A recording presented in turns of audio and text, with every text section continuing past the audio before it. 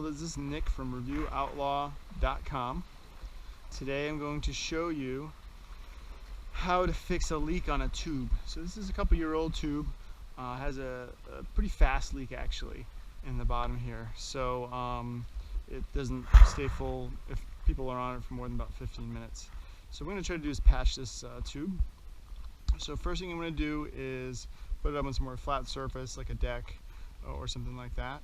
And we want to get all the air out, and the reason for that is we're going to try to get this tubing out of the cover. So you're just going to open up all your things here, and you're going to make sure you can get as much air out as possible.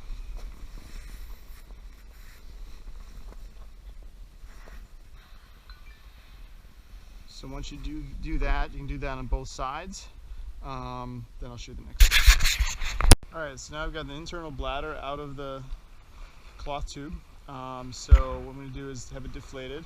I'm going to inflate it. I get a little battery operated battery charger. I can just inflate it on here. And then we're going to look for the leak. A couple different ways. You can hear it sometimes. Sit on it if you can't hear it. Another way is soap and bubbles. Get some soapy water, and wherever the bubbles are being made, you'll see the leak generally. But generally you can spot it pretty quick if it's not too small. So I'm going to fill this up.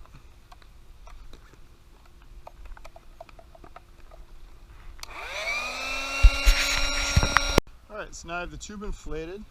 You just want to take a visual inspection real quick. See if you can hear anything or see anything really quickly off the bat that could be causing the leak. I should lean on a little bit. I don't really hear or see anything off the bat that could be causing the leak. So in this case, I'm going to take some water, put it on there, see if it makes any bubbles. Maybe put some soap on it as well. Just lather some soap on the tube and see if we can get it to make any bubbles and find the leak that way. So what I've done is put some soap all over my hands, lathered up the tube, sprayed it off with the hose, and now you can actually hear right here, do it very carefully, you can hear a little bit of a noise. Now when I put pressure on it, it seems to go away. But it seems to be right here, the stem right here. Hear it? So this stem is where, actually you can see it right here bubbling. Small leak. That's all it takes. So now that I've picked my spot out where I'm having the problems, I'm going to get a marker, highlight that, and I'm going to put a patch over that. And we want to be nice and dry and nice and clean. If you have some small sandpaper that's very, like 200, you could just sand it, just make sure there's nothing on here so that the patch stays on nice and tight. Now you also want to check for a second hole just in case there's more than one. But that pretty much, I believe, is the one for mine because it wasn't too fast of a leak, but it was kind of annoying. So again, spray it off the hose, take some dishwasher soap, lather it all up, and you can hear the noise or see the bubbles come from it. So I'm just taking some Windex here, spraying this towel off and just cleaning up around where I have that leak, just to make sure that put the patch on, it's going to be nice and sealed tight. Now, as far as a patch, you can get something called the puka patch, and also give you a scuff pad.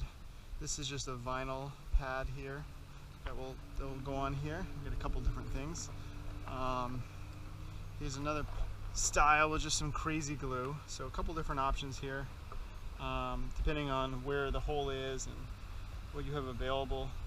That's going to make a big difference. So I'm actually going to be putting the patch on with air in it, just because that way I kind of know that it's going to protect it. So you can actually, the more I pull that apart, you can see that right here. The hole's pretty big. It's funny though, when you sit on it, it actually stops making that noise. So just want to make sure it's really nice and dry. And you don't want to put any pressure on it once you put the patch on for a while, just so it sits nice. So I'm going to scuff it up just a little bit, get rid of any grime or wax or anything like that. It's going to give it a better adherence. This is your scuff pad that comes with the puka patch. Puka patch is really meant for surfboards and things like that, but it can be used on a bunch of different objects. You can get puka patch on Amazon.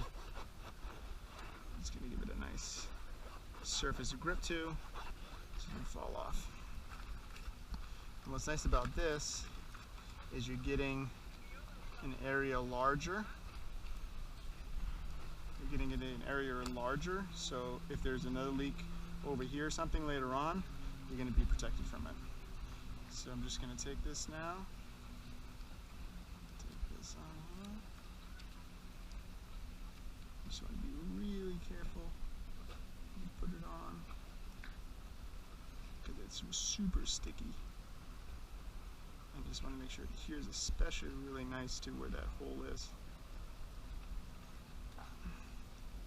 But if that hole gets larger or anything like that, this is going to stop that from getting larger. Nice. Beautiful. And if this starts leaking again at that point, I think it's time for a new tube. They're not that expensive, but still it's a pretty new tube, so I don't want to get rid of it so soon. Just make sure you get nice tight adherence here. Keep going over it again and again. And let that set for maybe about an hour, and then should be good to go back in the water. Get any of those air bubbles out. Just really push it, push it, push it. It's going to get a nice sticky adherence to it.